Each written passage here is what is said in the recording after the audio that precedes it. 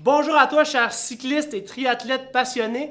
Aujourd'hui, on reçoit Jérémy Martin, triathlète longue distance sur son vélo, le Trek Speed Concept 2022. Je vais vous présenter les 5 trucs essentiels de positionnement cycliste sur un vélo de triathlon. C'est parti!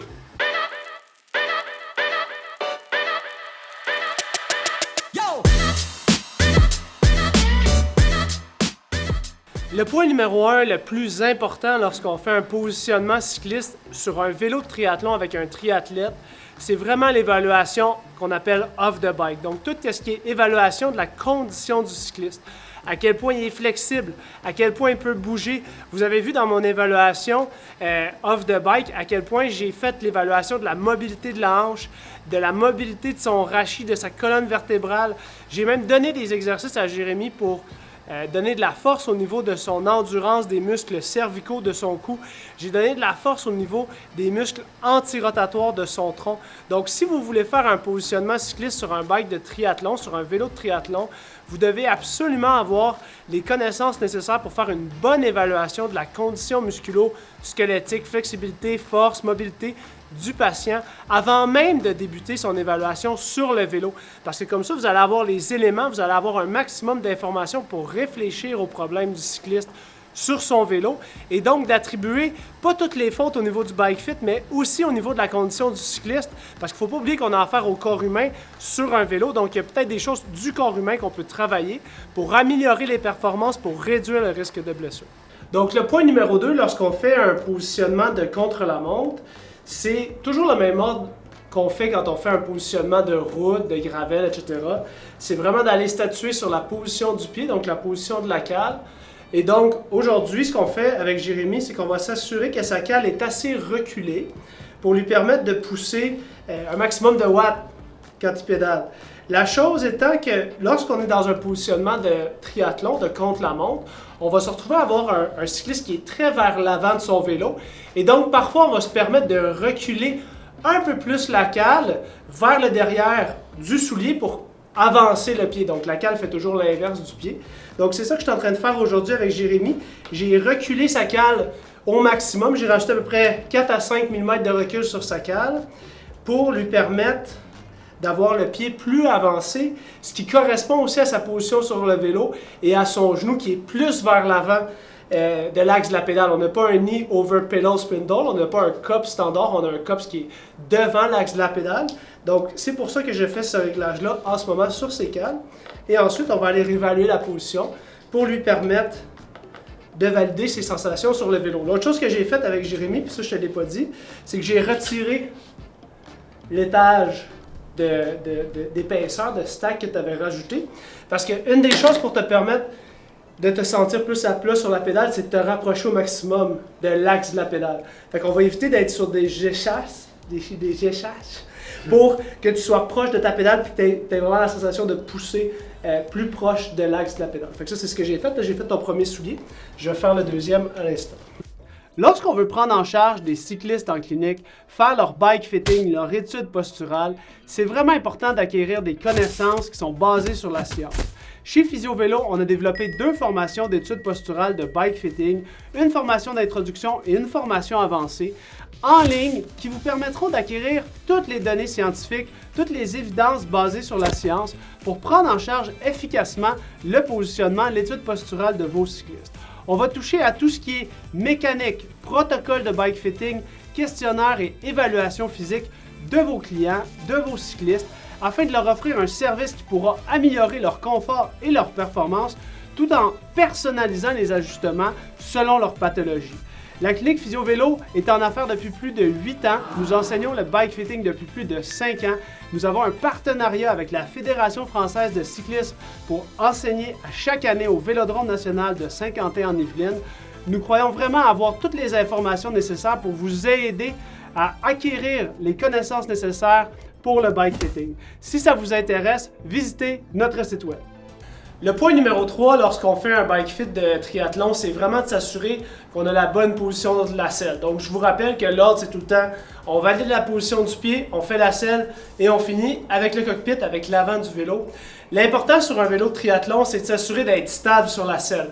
Un client comme Jérémy qui nous parle de ses problèmes de stabilité lorsqu'il doit se déplacer souvent sur la selle, qui peut avoir des engourdissements sur la selle, bien ça, c'est des indices qui nous permettent de croire que la position de la selle en ce moment, elle n'est pas idéale.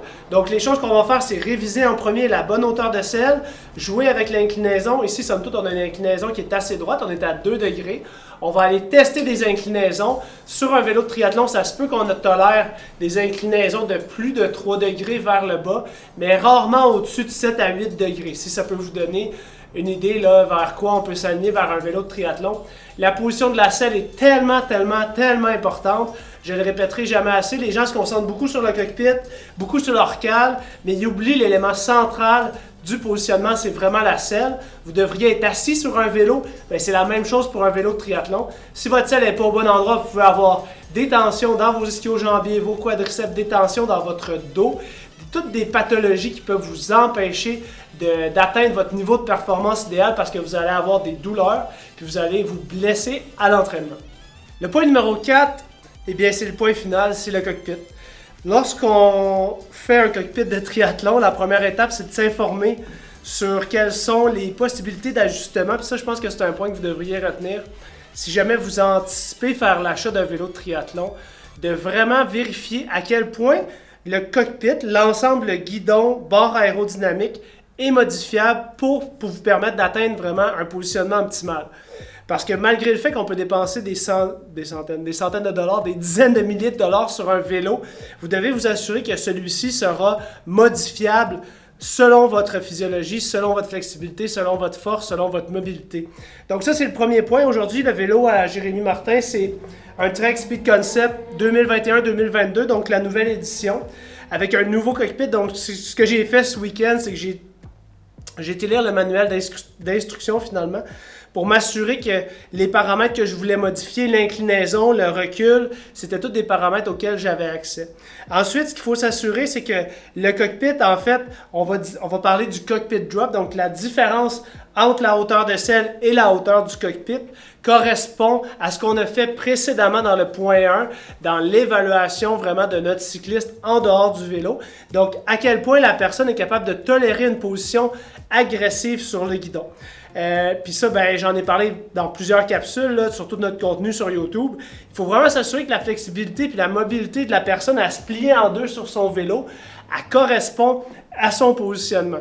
Malheureusement, il y a trop de gens qui s'achètent des vélos de triathlon puis qui n'ont pas les capacités de bien le tolérer. Puis ça fait qu'ils vivent des expériences pénibles sur le vélo alors qu'ils auraient pu utiliser un simple vélo de route avec peut-être des barres aérodynamiques pour avoir du plaisir à faire du triathlon puis à continuer à avoir une pratique sportive intéressante. Ceci étant dit, ce que je fais en ce moment avec Jérémy, c'est qu'on a mesuré son angle à l'épaule et ce qu'on va vouloir, c'est reculer son cockpit, le ramener vers lui d'un 10 mm pour retester la position, pour s'assurer que ça le stabilise sur la selle. On a eu la discussion, lui et moi, que le fait de s'avancer puis d'ouvrir notre angle à l'épaule, ça nous empêchait d'être stable sur la selle. Donc, c'est ça qu'on fait présentement. On recule le cockpit de 10 mm vers la selle pour stabiliser notre cycliste puis avoir grosso modo un 90 degrés à l'épaule. Le point numéro 5 pour le positionnement d'un vélo de triathlon, c'est très important et c'est de prendre le temps de s'apprivoiser la position, prendre le temps de rouler notre positionnement parce que ça peut prendre des dizaines d'heures avant d'être confortable dans ces barres aérodynamiques, comme l'a dit Jérémy. Vous devez prendre le temps d'apprivoiser aussi le pilotage, donc le virage, apprendre la conduite de votre vélo, c'est ultra important.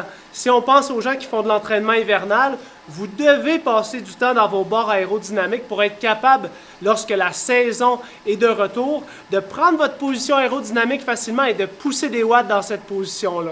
Donc, n'oubliez pas, le point numéro 5, c'est de prendre le temps d'apprivoiser la position et d'être capable de maintenir notre position aérodynamique dans nos barres en faisant nos intervalles. C'est extrêmement important, ça va vous permettre d'être confortable et d'être plus performant. En terminant, je vous invite à vous abonner à la chaîne YouTube Physio Vélo si vous avez trouvé que le contenu de la capsule d'aujourd'hui était intéressant pour vous.